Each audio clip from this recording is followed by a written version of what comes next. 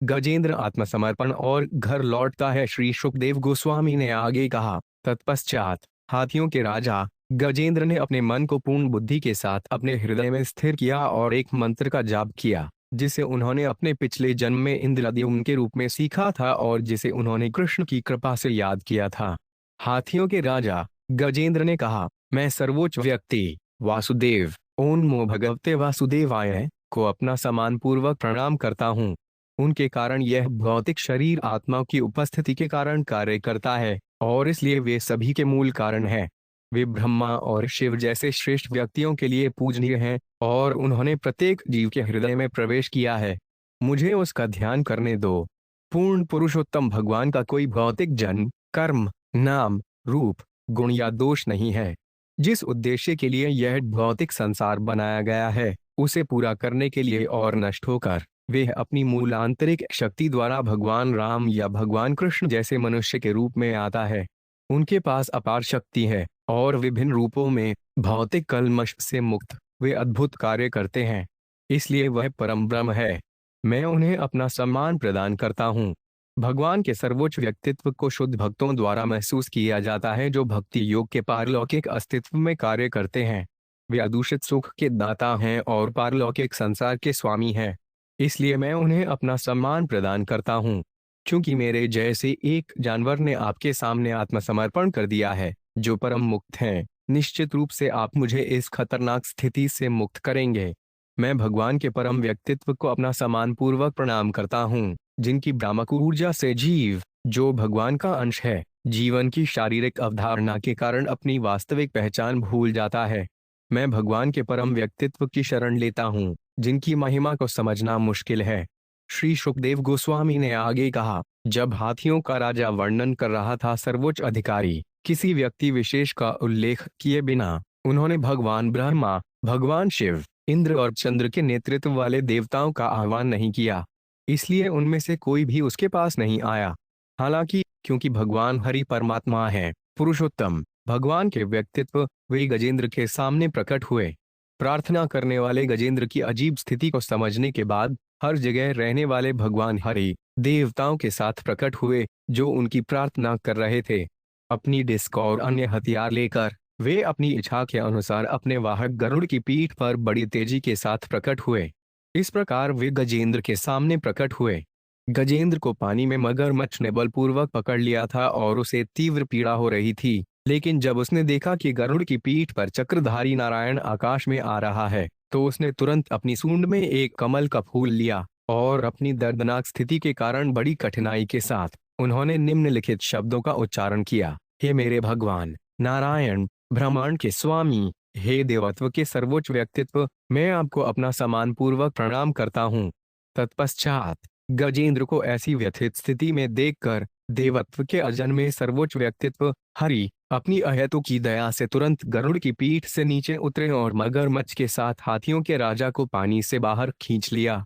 तब सभी देवताओं की उपस्थिति में जो देख रहे थे, भगवान ने अपने चक्र से मगरमच्छ के मुंह को उसके शरीर से अलग कर दिया। इस प्रकार उन्होंने हाथियों के राजा गजेंद्र का उद्धार किया। जब भगवान ने गजेंद्र, हाथियों के राजा ब्रह्मा और शिव के नेतृत्व में सभी देवताओं, ऋषियों और गंधर्वों का उद्धार किया, देवत्व के सर्वोच्च व्यक्तित्व की इस गतिविधि की प्रशंसा की और भगवान और गजेंद्र दोनों पर फूलों की वर्षा की। स्वर्गीय ग्रहों में नगाड़ों की धड़कन थी। गंधर्वलोक के निवासी नाचने और गाने लगे, जबकि महान ऋषियों और चारण लोक और सिद्धलोक के निवासियों ने भगवान के परम व्यक्तित्व पुरुषोत्तम की प्रार्थना की। गंधर्वों में श्रेष्ठ राजा हुहु देवल मुनि द्वारा शापित होने के कारण मगरमच्छ बन गया था। अब के सर्वोच्च व्यक्तित्व द्वारा वितरित किया गया है देवत्व, उन्होंने गंधर्व के रूप में एक बहुत ही सुंदर रूप धारण किया। यह किसकी दया से हुआ है, यह जानकर उन्होंने तुरंत अपने सिर के साथ अपना सम्मान पूर्वक प्रणाम किया और श्रेष्ठ छंदों द्वारा पूजे जाने वाले पारलौकिक भगवान सर्वोच्च शाश्वत के लिए उपयुक्त प्रार्थना करना शुरू कर दिया। भगवान के परम व्यक्तित्व की अहेतु की कृपा से प्रसन्न होकर और अपने मूल रूप को पुनः प्राप्त करने के बाद राजा हुहु ने भगवान की परिक्रमा की और उन्हें प्रणाम किया। फिर ब्रह्मा के नेतृत्व में सभी देवताओं की उपस्थिति में उन्होंने गंधर्वलोक लौट आया। वह सभी पापमय प्रतिक्रियाओं से मुक्त हो गया था, क्योंकि हाथियों के राजा गजेंद्र को सीधे भगवान के हाथों से छुआ गया था। वे तुरंत सभी भौतिक अज्ञान और बंधनों से मुक्त हो गया था। इस प्रकार उन्होंने सारूप्य मुक्ति का उद्धार प्राप्त किया, जिसमें उन्होंने पीले वस्त्र पहने और 4 हाथों वाले भगवान के समान शारीरिक विशेषताएं प्राप्त की। यह गजेंद्र पूर्व में एक वैष्णव और पांड्य नामक देश का राजा था, जो द्रविड़ प्रांत में है, दक्षिण भारत। अपने पिछले जीवन में उन्हें इंद्रद्युम्न महाराज के नाम से जाना जाता था। इंद्रद्युम्न महाराज पारिवारिक जीवन से सेवानिवृत्त हो गए और मलाया हिल्स चले गए, जहां उनके आश्रम के लिए एक छोटी सी कुटिया थी।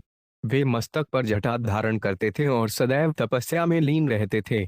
एक बार मौन व्रत का पालन करते हुए वे पूरी तरह से भगवान की पूजा में लीन था और भगवान के प्रेम के परमानंद में लीन था। जब इंद्रद्युम्न महाराज परमानंद के ध्यान में लीन थे, देवत्व के सर्वोच्च व्यक्तित्व की पूजा करते हुए महान ऋषि अगस्त्य मुनि वहां पहुंचे, उनके शिष्यों से घिरा हुआ। जब मुनि ने देखा कि महाराज इंद्रद्युम्न, जो एकांत स्थान पर बैठे हैं, चुप हैं और उनका स्वागत करने के शिष्टाचार का पालन नहीं करते हैं, तो उन्हें बहुत क्रोध आया।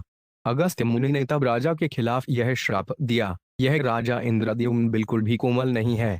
नीच और अशिक्षित होने के कारण उसने एक ब्राह्मण का अपमान किया है, इसलिए वह अंधकार के क्षेत्र में प्रवेश करे और एक हाथी का सुस्त गूंगा शरीर प्राप्त करे। शुकदेव गोस्वामी ने आगे कहा, मेरे प्रिय राजा, अगस्त्य मुनि द्वारा इस प्रकार राजा इंद्रद्युम्न को शाप दिए जाने के बाद मुनि ने उस स्थान को छोड़ दिया उनके शिष्यों के साथ। क्योंकि राजा एक भक्त था, उसने अगस्त्य मुनि के श्राप को स्वीकार कर लिया, क्योंकि यह भगवान के परम व्यक्तित्व की इच्छा थी। इसलिए हालांकि अपने अगले जन्म में उन्हें एक हाथी का शरीर मिला, भक्ति सेवा के कारण उन्हें याद आया कि कैसे भगवान की पूजा और प्रार्थना की जाती है। हाथियों के राजा को मगरमच्छ के चंगुल से छुड़ाने पर और भौतिक अस्तित्व से, जो मगरमच्छ जैसा दिखता है, भगवान ने उसे सारूप्य मुक्ति का दर्जा दिया। गंधर्वों, सिद्धों और अन्य की उपस्थिति में देवता, जो भगवान की अद्भुत दिव्य गतिविधियों के लिए उनकी स्तुति कर रहे थे, भगवान अपने वाहक गरुड़ की पीठ पर बैठे हुए अपने सर्वस्व में लौट आए अद्भुत निवास और गजेंद्र को अपने साथ ले गए।